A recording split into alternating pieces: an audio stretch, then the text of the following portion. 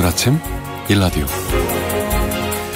최근에 나타나는 전국적인 현상이라고 하는데요. 어린이집이나 유치원, 심지어 웨딩홀 같은 곳이 노인 요양시설로 바뀌는 추세라고 합니다.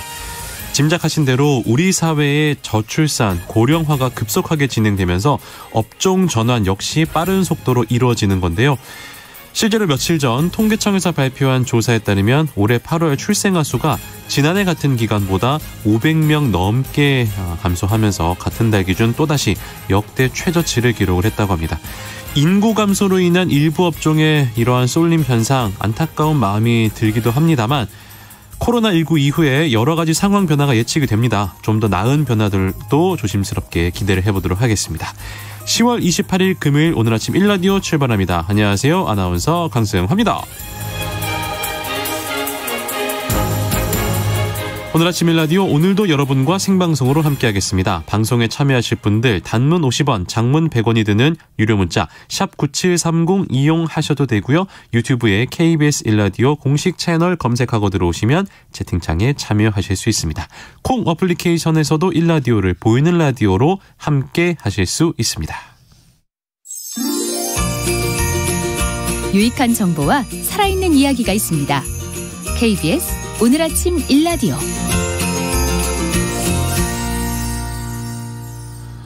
국회가 내년도 정부 예산안 심사를 시작했습니다. 어제는 국민밥상을 책임지는 농업예산안을 심사하는 국회 농림축산식품해양수산위원회 전체 회의가 열렸는데요. 농수산 이슈, 오늘은 내년 농업예산안 현황과 국회 농해수위위원들의 지적사항은 무엇이었는지 알아보겠습니다. 한국농정신문 원재정 기자 전화 연결해볼게요. 안녕하세요. 네, 안녕하세요. 한국농정신문 원재정입니다. 국회가 본격적인 내년도 예산안 심사에 들어갔네요. 네, 그렇습니다. 국회가 본격적인 입법과 예산의 시간을 맞았습니다. 어제 국회 여러 상임위원회 중에서도 선두에 꼽힐 정도로 농림축산식품해양수산위원회가 내년도 농업예산안 심사를 시작했습니다. 이번 예산안 심사는 윤석열 정부의 첫 예산안이라는 점에서 더욱 관심이 집중되고 있고요. 야당인 더불어민주당은 어제 오후 의원총회를 열었습니다. 세계적인 경제위기 속에서 국내 경제위기를 극복하기 위한 예산안을 편성하고 국민 혈세를 낭비해서는 안 된다. 이런 입장을 공유하면서 총력을 기울일 것을 약속했습니다. 어제 농림축산식품해양수산위원회의 농업예산안 심사 분위기는 어땠습니까?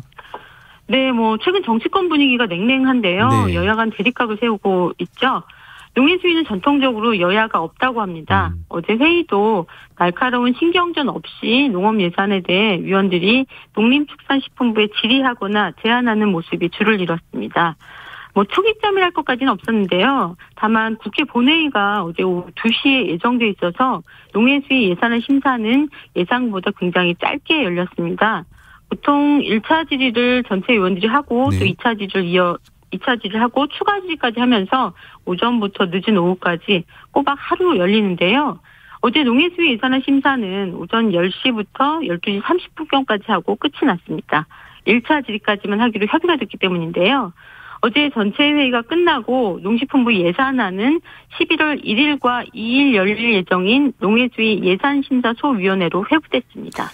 매년 예산 심의 때면 빠지지 않고 나왔던 농업계의 요구가 국가 전체 예산 대비 비중이 너무 적다라는 거였는데요. 내년도 농식품부 예산안은 어떻습니까? 네, 농식품부 내년 예산안은 17조 2,785억 원입니다. 올해보다 2.4%, 그러니까 4,018억 원 증가한 규모거든요. 네. 그런데 국가 전체 예산 중에서 농식품부 예산이 차지하는 비중이 2.7%입니다. 앞서 설명드린 대로 이번 예산안은 윤석열 정부의 첫 예산이다 보니까 예산안 규모부터 야당은 문제를 제기했습니다.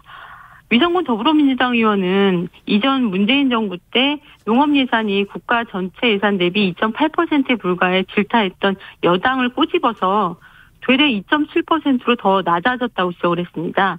여당이 농업 예산 확보에 더 분발해야 되고 농업을 포기하면 안 된다. 이런 조언도 곁들였습니다. 네, 농업 예산이 내년에도 역시 더 늘어야 한다는 이야기군요. 네, 맞습니다. 이원택 더불어민주당 의원은 좀 더 장기적인 예산 증가를 정부에 당부했는데요. 네. 단지 내년 농업 예산 규모가 전체 예산 대비 비중이 작다는 문제만 지적한 것이 아니라 국가재정운용계획을 보면 윤석열 대통령 임기 내에 농업 예산이 축소될 것을 우려했습니다. 이원택 의원이 제시한 근거는 지난 8월에 기획재정부가 발표한 2022년부터 2026년까지 국가재정운용계획상 분야별 재원 배분 계획인데요. 2026년에 농림수산식품 분야 예산이 24조 9천억 원으로 편성돼 있습니다. 올해 예산 23조 7천억 원보다 5년 뒤에 1조 2천억 원밖에 늘어나지 않는다는 얘기인데요. 이 문재인 정부 시절에 농수산 분야 예산 증가율이 2.4%였습니다. 이에 비해서 윤석열 정부 예산 증가율이 1.3%로 낮은 것을 확인할 수 있습니다. 네. 이원택 의원은 이날 예산안 심사에 참석한 김인중 농식품부 차관을 향해서 농업 분야 예산 확보는 계속 줄어든 추세다. 농식품부 장관과 차관이 대책을 명확히 마련하지 않으면 이 흐름대로 갈 수밖에 없고 또 농수산 분야 예산 감축이 불가피하다. 잘 챙겨라. 이런 주문을 남겼습니다. 네. 올해 가장 현안이 쌀값 대책이었습니다. 내년 예산안 논의에도 이 문제가 빠지지 않았을 것 같은데요. 예, 쌀값 대책도 예산안에 충분히 반영해야 한다. 이런 의견도 여러 의원들이 좀 지적을 했는데요. 네. 공공비축미라고 해서 식량 안보와 비상시를 대비해서 정부가 매입하는 쌀이 있습니다. 매년 35만 톤 물량을 공공비축용으로 정부가 매입해왔는데요. 올해는 45만 톤을 확대했습니다. 네. 그게 다시 내년에 40만 톤으로 줄어들거든요. 야당 의원들을 중심으로 이 공공비축미 매입량을 더 늘려야 한다. 관련 예산을 더 증액해야 한다. 이런 제안이 나왔고요. 네. 또 해외 지원하는 해외 공여용 쌀도 현재 5만 톤을 매입하는데 이 물량을 더 확대하라 이런 주문도 있었습니다. 특히 내년에 새로 도입되는 이 예산 중에 가루쌀 예산이 있거든요. 네. 올해보다 재배 면적을 많이 늘린다는 게 농식품부 계획입니다. 가루쌀 예산안이 전문단지를 조성하고 상품 개발하고 판로 확대하고 이런 내용으로 좀 집중 편성되어 있는데요.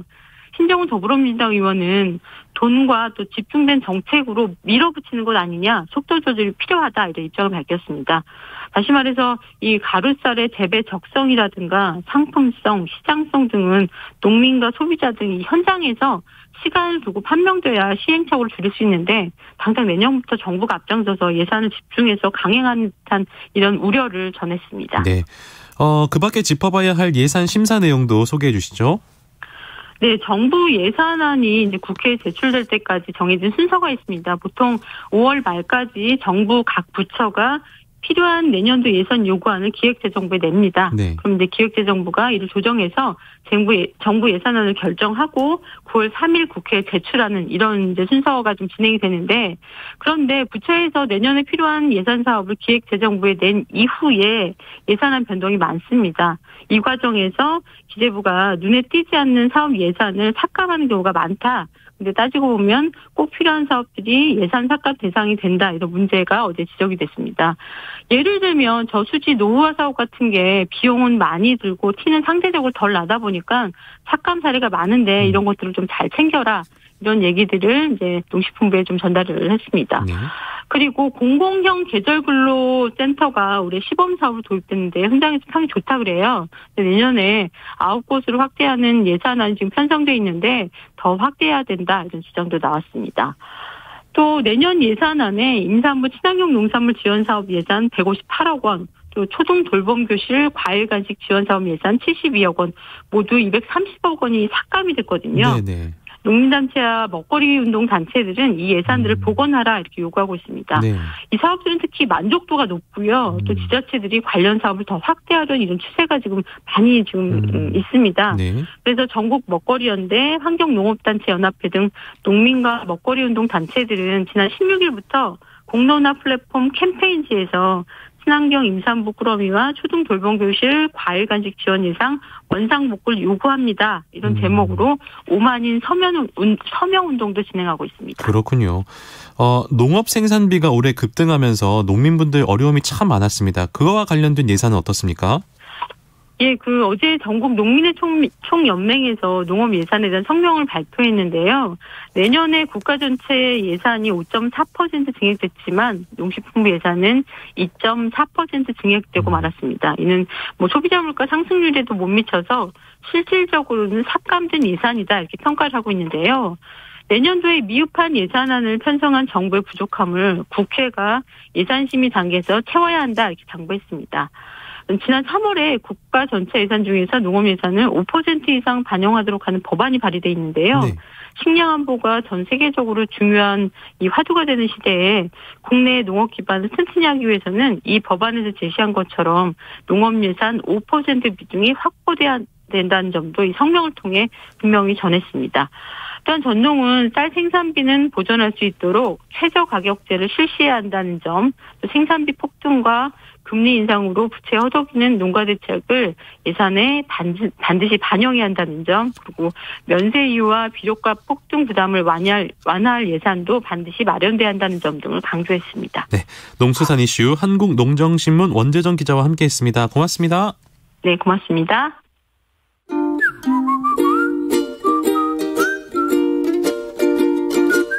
오늘 아침 1라디오 강승화 아나운서의 진행으로 듣고 계십니다.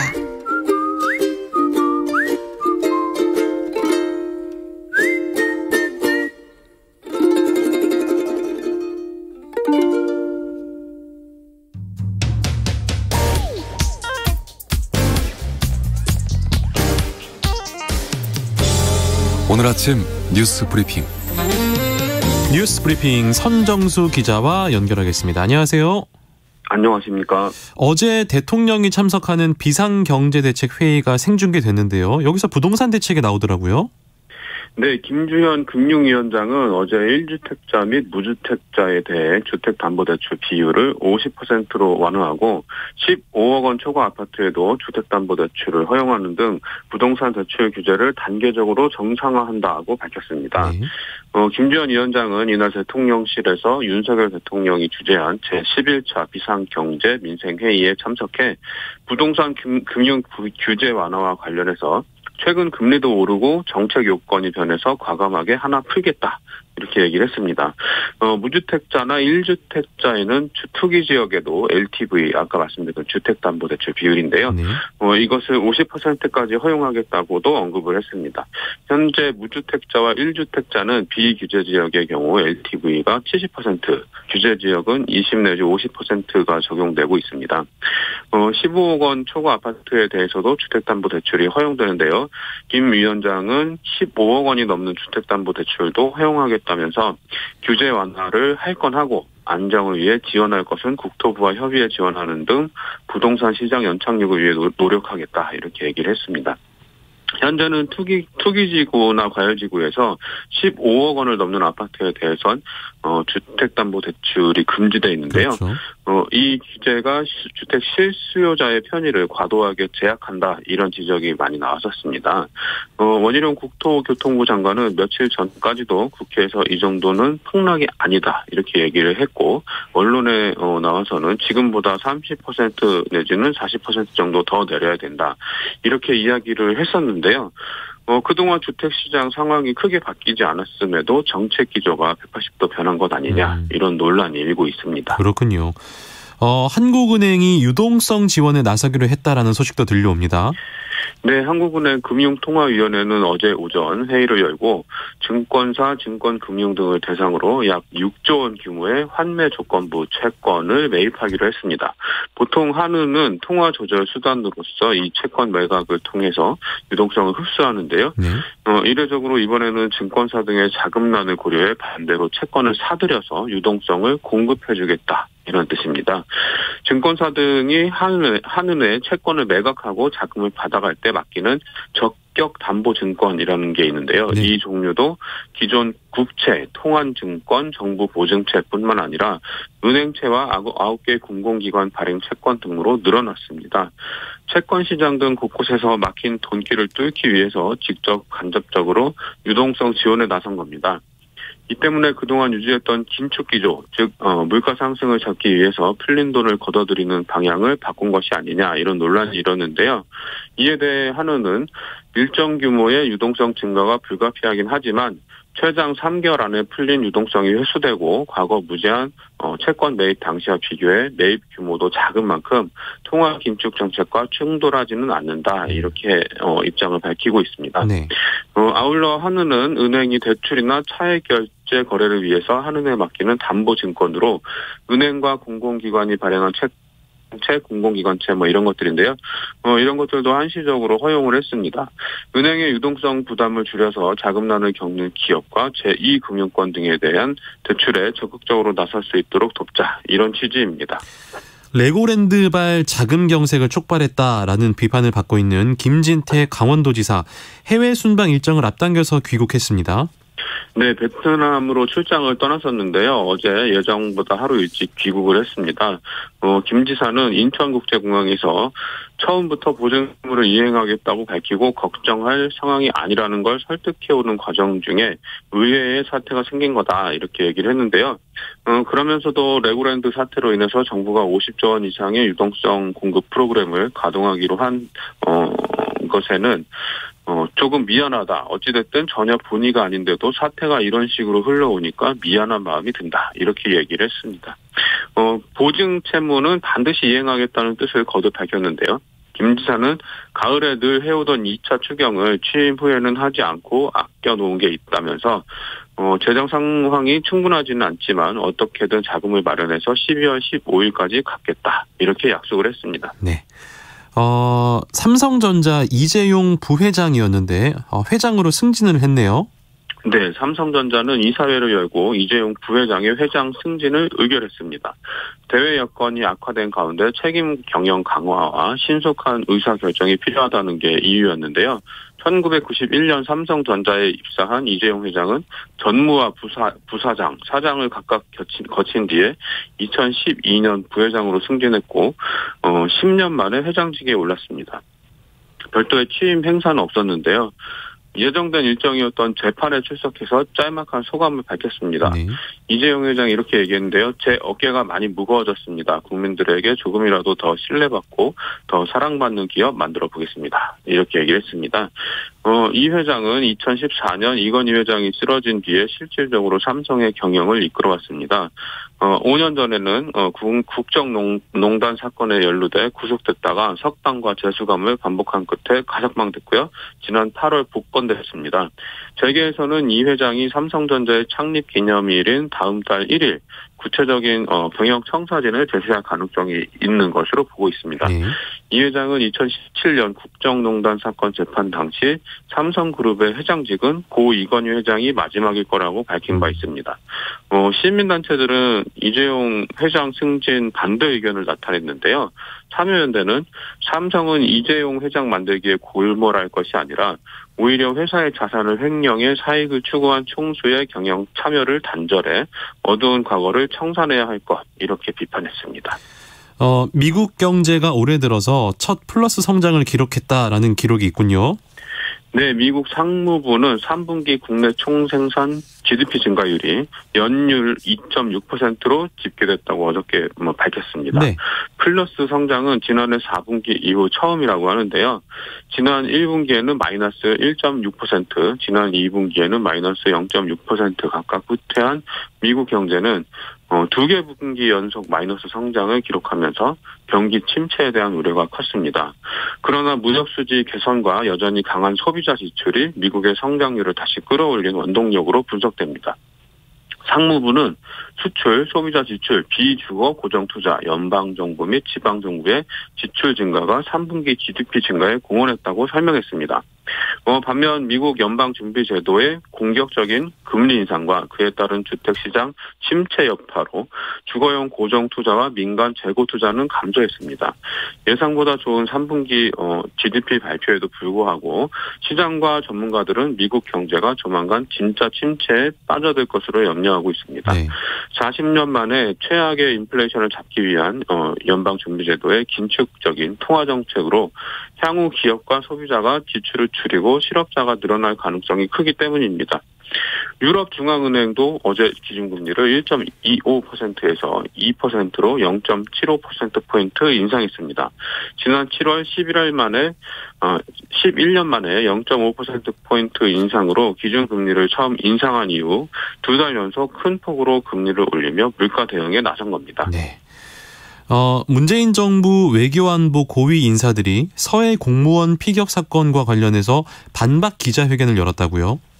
네, 박지원 전 국정원장, 노영민 전 대통령 비서실장 등 문재인 정부 안보라인 핵심 인사들이 어제 기자회견을 열었습니다. 서해 공무원 피격 사건 당시에 청와대의 첩보 자료 삭제나 조작 지시는 없었다면서 현 정부가 신북풍몰이를 하고 있는 거다, 이렇게 주장을 했습니다. 박 전 원장은 설사 지시를 했다 하더라도 개혁된 국정원 직원들은 이러한 지시를 따를 만큼 타락한 바보들이 아니다라고 말했고요. 노 전 비서실장은 청와대가 정보를 삭제하거나 수정하라는 지시를 했다는 일부 언론의 보도는 제가 아는 한 전혀 사실이 아니다, 이렇게 말했습니다. 서훈 전 청와대 국가안보실장도 서욱 전 국방장관 등이 구속 후 검찰 조사에서 자진월북 판단은 안보실 지침에 따른 것이라는 취지로 진술했다는 언론 보도를 강하게 부인했습니다. 서 전 실장은 근거 없이 월북으로 몰아간 적도 없고 그럴 이유도 실익도 없다. 자료 삭제 지시 없었다. 이렇게 밝혔습니다. 탈북 어민 북송 사건에 대해서는 흉악범 추방 사건으로 규정했습니다. 동료 선원 16명을 무참히 살해한 흉악범을 국민 곁에 풀어놓을 수 없었다. 이렇게 얘기하면서 당시 북송 판단에 문제가 없었다고 거듭 밝혔습니다. 네. 정부가 일본에서 열리는 국제 관함식에 해군 함정을 보내기로 했습니다. 근데 우리 군인이 우길기라 그러죠. 이게 전범기인데 우길기에 경례를 해야 하는 상황이 벌어진다고 하는데 이게 무슨 얘기입니까? 정부는 다음 달 6일 일본 요코스카 기지에서 열리는 국제 관함식에 우리 해군 함정을 보내기로 결정했습니다. 관함식에는 전투함이 아닌 1만 톤급 군수지원함인 소양함이 참가하는데요.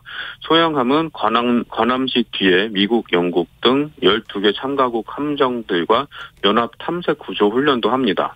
국방부는 북한의 도발로 야기된 엄중한 안보 상황을 최우선으로 고려했다, 이렇게 참가 이유를 밝혔는데요. 한국의 일본 관함식 참가는 2015년 이후 7년 만입니다.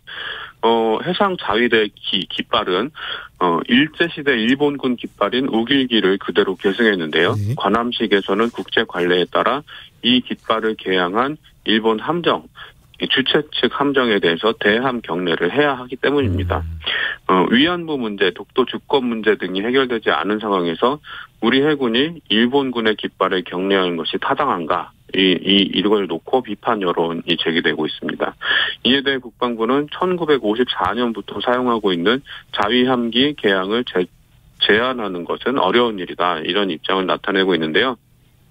강제동원 배상 문제와 2018년 해상 초계기 갈등, 이런 난제에도 불구하고 관함식 참가를 결정한 건 한일 관계 개선에 대한 강한 의지를 보인 것이 아니냐, 이런 해석이 나오고 있습니다. 사회면으로 가보도록 하겠습니다. 경북 봉화의 광산이 붕괴돼서 작업자분들이 고립됐다라는 소식이 있네요. 네, 그저께죠. 26일 오후 6시쯤에 경북 봉화의 아연 채굴 광산에서 붕괴 사고가 일어나 작업자 7명이 갇혔습니다. 그런데 광산업체는 자체 구조 작업을 벌인 끝에 5분을 구조를 했고요. 나머지 2명은 구조에 실패해서 14시간여 만인 어제 오전 소방 당국에 신고를 했습니다. 고립된 작업자의 생사는 아직까지 확인이 되지 않고 있는데요. 작업자 2명은 지하 190m, 수평거리 70m 지점에서 갱도 레일을 설치하던 중에 토사가 쏟아져서 고립됐다고 합니다. 소방당국은 갱도가 막힌 탓에 오래전 운영이 중단된 다른 갱도로 진입을 시도했습니다. 그러나 갱도 곳곳이 바위로 막혀 있어서 사고 지점까지 접근하는데 오랜 시간이 걸릴 거다, 이렇게 예상이 되고 있습니다. 사고가 난 갱도는 80여 년 전인 일제강점기 때 설치돼서 민영화된 뒤에 사용 중이었다고 하는데요. 이 채굴업체는 2달 전에도 인근 광산에서 붕괴 사고가 나서 2명의 사망자를 낸 적이 있다고 합니다. 아무쪼록 고립된 작업자 2분의 구조 소식이 어서 빨리 전해지기를 바라는 마음입니다. 네. 그런가 하면 남편의 보험금을 노린 계곡살인 이은혜 1심에서 무기징역을 선고받았네요. 네, 3년 전 가평 계곡에서 남편을 살해한 혐의를 받는 이은혜에 대해 1심 법원이 무기징역을 선고했습니다. 내연남이자 공범인 조현수는 징역 30년형을 받았습니다. 계곡에 다이빙을 하게 한 뒤에 피해자를 구조하지 않은 걸 두고 직접 살인이냐 간접 살인이냐 이게 쟁점이었는데요. 네. 재판부는 수영을 못하는 피해자가 물에 뛰어들도록 분위기를 조성하고 적극 구조하지 않은 것은 간접 살인이다 이렇게 판단을 했습니다. 피해자가 스스로 뛰어내렸기 때문에 검찰이 주장해온 심리 지배에 의한 직접 살인은 아니라고 본 겁니다. 심리 지배는 경제적 착취에 집중돼 있었지 생명을 위협하는 요구를 피해자가 받아들인 건 아니다. 이런 취지였는데요. 재판부는 다만 처음부터 살해할 목적으로 계획 범행을 저지른 점은 사실상 직접 살인과 동등한 가치를 지닌다. 이렇게 설명을 했습니다. 재판부는 이번 범행이 아니었더라도 살인 시도를 계속할 것이 분명하다. 이렇게 봤는데요. 피해자에게 보거 독을 먹이거나 낚시터에 빠뜨려 살해하려 한 살인 미수 혐의도 인정됐습니다. 8억 원의 보험금을 타내려고 범행을 거듭하다 끝내 살해했고 죄질이 극히 불량해 사회로부터 영구 격리가 필요하다. 이렇게 설명을 했습니다. 마지막으로 코로나19 소식 만나보겠습니다. 네, 코로나19 유행이 다시 반등세를 보이는 가운데 어제 오후 9시까지 34,503명의 신규 확진자가 나왔습니다. 전날 동시간대 집계치보다 832명 늘었는데요. 통상 주 후반으로 갈수록 확진자 수가 줄어드는 양상을 보이는 것을 고려하면 약간 이례적입니다. 일주일 전인 지난 20일과 비교하면 1,830명, 2주 전과 비교하면 11,888명이 많습니다. 목요일 같은 시간 집계치만 보면 9월 15일 이후 6주 동안 가장 많은 수치입니다. 오후 9시 기준 중간 집계 확진자 수는 20일부터 이날까지 8일 연속 전주 대비 증가세를 보이는 중입니다. 네, 뉴스 브리핑 선정수 기자와 함께했습니다. 고맙습니다. 고맙습니다.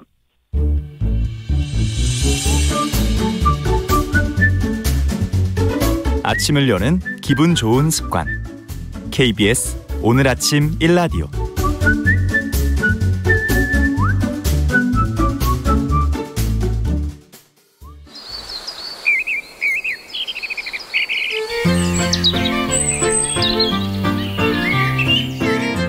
숲으로 가는 길.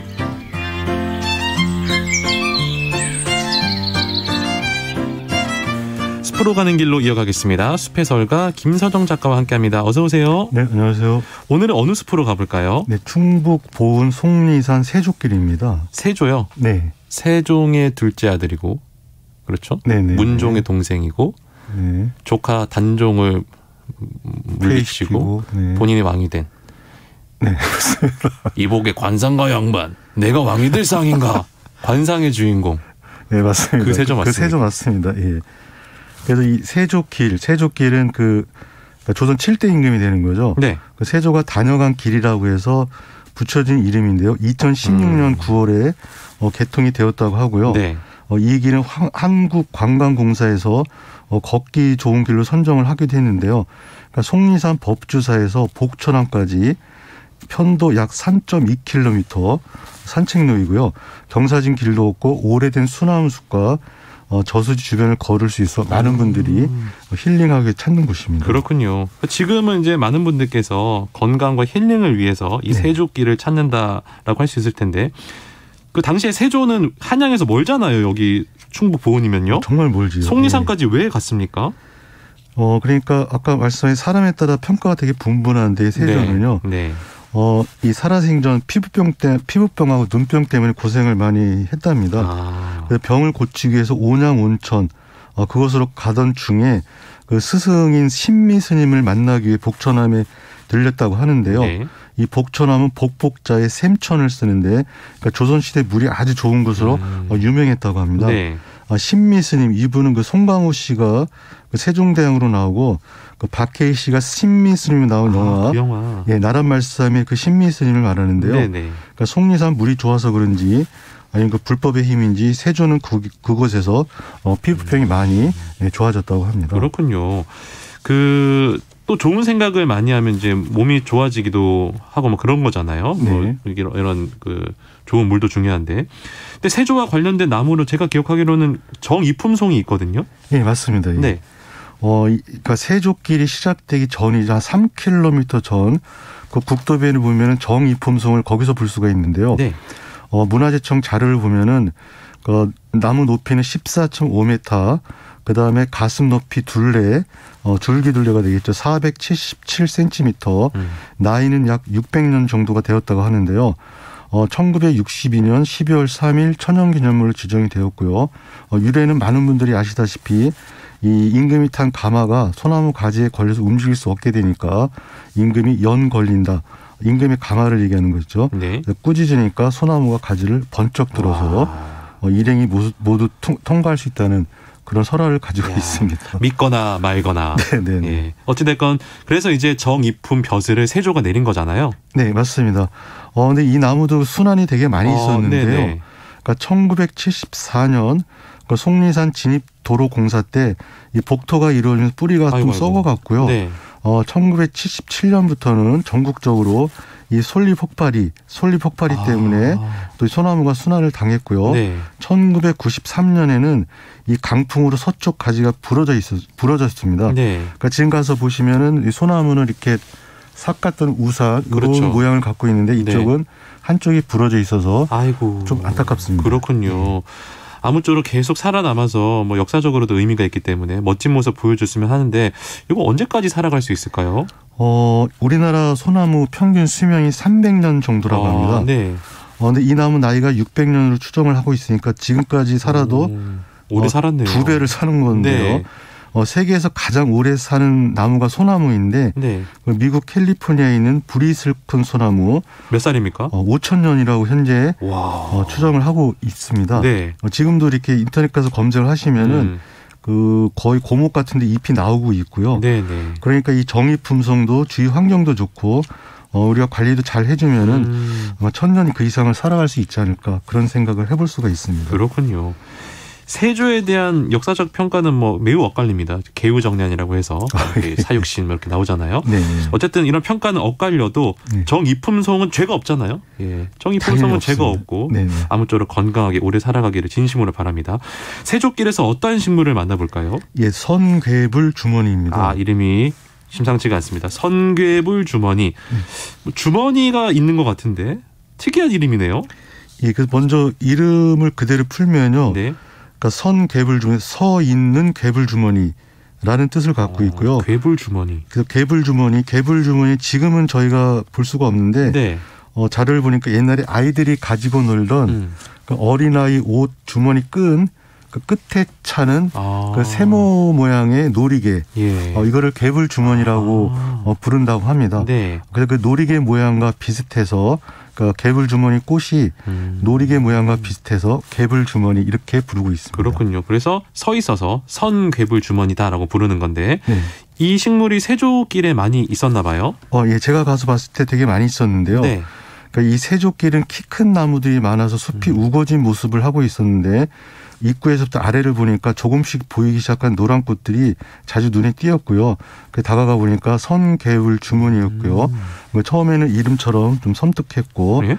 더 중요한 거는 과거 제가 그 가을에 노란꽃 트라우마가 생각나서 잠깐 주춤을 했습니다. 이름처럼 섬뜩했다는 말씀은 괴불이 괴물을 떠올려서 그런 겁니까? 괴괴하고 괴물이 생각나고 그랬습니다. 네. 이름 때문에 좀 섬뜩하셨고 노란꽃 트라우마는 도대체 무슨 이야기입니까?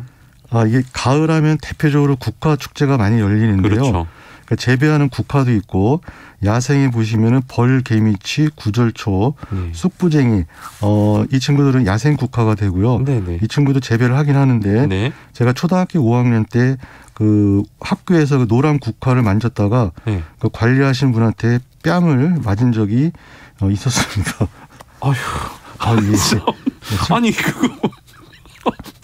제가 웃으면 안 되는데. 괜찮습니다. 오래된. 깜짝 놀라셨겠. 초등학생한테 뺨을 때렸다고요? 네네. 국화 그거 좀 만졌다고? 예. 그 지금은 상상할 수도 없는 일이잖아요. 지금은 그렇게 하면 난리가 나죠. 그 몇 년도에 그렇게 뺨을 맞으셨어요? 제가 1970년대 초반에 초등학교를 다녔으니까요. 예. 그때는 체벌이 뭐 많이 있었고요, 그죠? 예. 그러니까 제가 국화꽃을 만진 다음 날이 본격적으로 국화 전시회가 열리는 시작되는 날이었습니다. 예. 그래서 그분이 저를 이제 때리고 나서 하는 말이 이른바 VIP 분들이 되겠죠. 예. 그분들이 아직 관람하기 전인데 어떻게 네가 만질 수가 있느냐. 꽃이 상한다. 네. 그랬던 시절이 있었습니다. 학교의 주인이 학생인데 그죠. 네, VIP가 그 꽃 보는 게 얼마나 뭐 중요한 일이라고. 제가 대신 위로해드리겠습니다. 감사합니다. 어리니까 네. 뭐 너무 분하기도 하지만 그때 당시에 뭐 할 수 있는 게 없잖아요. 그렇죠. 그래서 그냥 뭐 어디 재수할 수도 뭐라고 해야 되나요? 고소. 아니, 예. 그 울기만 했겠죠, 그죠? 아이고 안타까워. 예, 그래가지고 예. 울기만 했고요. 네.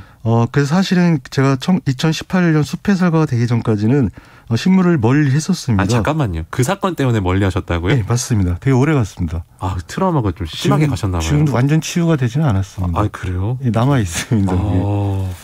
그래서 이 가을에 꽃을 보는 게 되게 어려웠고요. 네. 현재는 극복을 하려고 노력을 하는 결정적 계기가 숲해설가가 되고 난 뒤인 것 같습니다. 야 이게 참 제가 뭐 드릴 말씀은 없는데 예.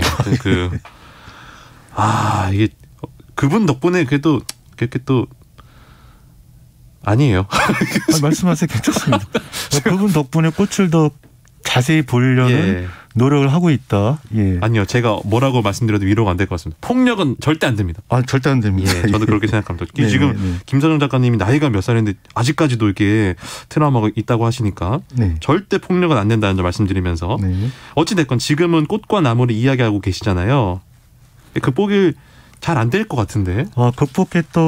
극복하는 과정에서 제가 도움을 받은 게 꽃이 사람을 위해서 피는 게 아니다.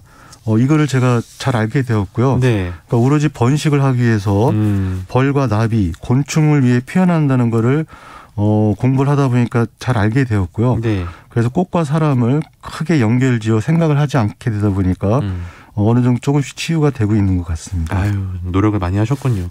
아까 그 괴물주머니는 이제 괴짜 때문에 섬뜩한 생각이 들었다라고 말씀하셨죠? 예, 맞습니다. 그래서 근데 이 선개불 주머니는 노란 꽃이 피는데 국화는 아니고요. 네. 현호색이란 봄에 핀 꽃인데 네. 현호색 목에 속하고요.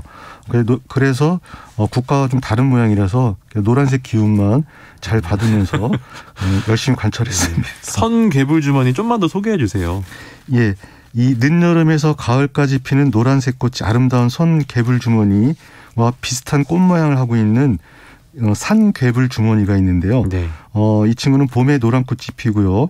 잎은 긴 선개불 주머니는 잎이 긴 타원형인데 산개불 주머니는 긴 타원형이면서 끝이 뾰족하고요. 봄에 피는 현호색과 잎이 비슷합니다. 그러니까 모두 두해 살이 풀이고요. 30에서 50cm 정도 자라는데 산개불 주머니는 전국의 산과 들에서 잘 자라고 선개불 주머니는 산과 들에 습기 있는 곳에서 잘 자라고 있습니다. 그렇군요. 다른 식물도 하나 더 만나볼까요? 예, 사실 제가 식물에게는 미운 감정이 없지만요. 네. 그 상황에 따른 아픈 감정을 간직하고서는 제가 문제인 것 같습니다. 문제 없습니다. 사람이 당연히 상처를 받으면 기억을 할 수밖에 없죠. 그런데 식물이 주는 치유 능력을 열심히 믿으면서 계속 그 세조길을 걸었고요. 그때 이제 큰 애벌레 같은 열매, 손가락 길이 정도가 되었는데요.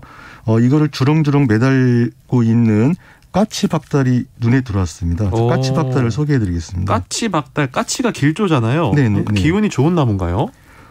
사실 나무 이름이 어려운데요. 네. 까치박달의 까치는 새와는 무관하고요. 상관이 없군요. 네, 그래서 우리 나무 이름 사전을 보면은 까치 고들빼기, 까치깨, 까치발, 까치수영 등 이런 데서 볼 수 있어요. 까치는 작다, 버금간다 이런 뜻을 가지고 있다고 하고요. 네.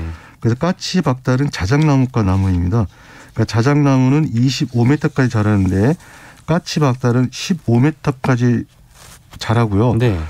그래서 까치가 붙은 것 같은데 박달은 박달나무와 줄기 껍질이 비슷해 보여서 또 박달을 붙여 까치박달 이렇게 부르고 있습니다. 박달나무도 아니고 길조인 까치와도 무관하군요. 그래도 박달나무와 비슷한 특징이 있습니까? 예, 있습니다. 그래서 봄에 녹색 꽃이 주렁주렁 매달려 있고요. 가을이면은 그게 열매가 됩니다. 녹색 꽃이 열매가 돼서 자세히 보시면은 아주 작은 죽부인처럼 보이기도 하고요. 또 더 가까이 보시면은 빛나지 않는 길쭉한 등이 매달려 있는 느낌이 납니다. 그래도 크게 사람들이 관심을 두지 않고 있는 것 같은데요.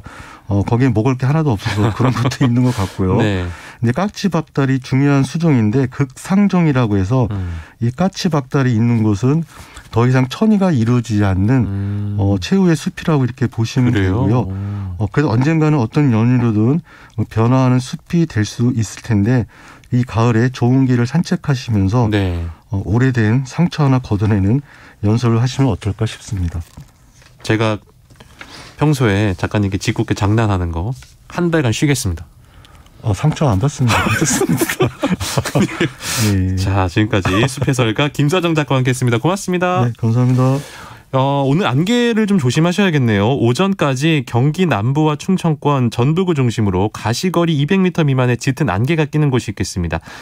그 밖의 지역에서는 가시거리 1km 미만의 안개가 끼는 곳이 많겠습니다. 오늘 아침 최저기온 서울 3도로 어제와 비슷하겠고요. 낮 최고기온 대부분 지역에서 20도 안팎으로 일교차가 크겠습니다. 내일은 이선영 아나운서가 인사드리겠고요. 저는 다음 주 월요일에 찾아뵐게요. 아나운서 강승화였습니다. 고맙습니다.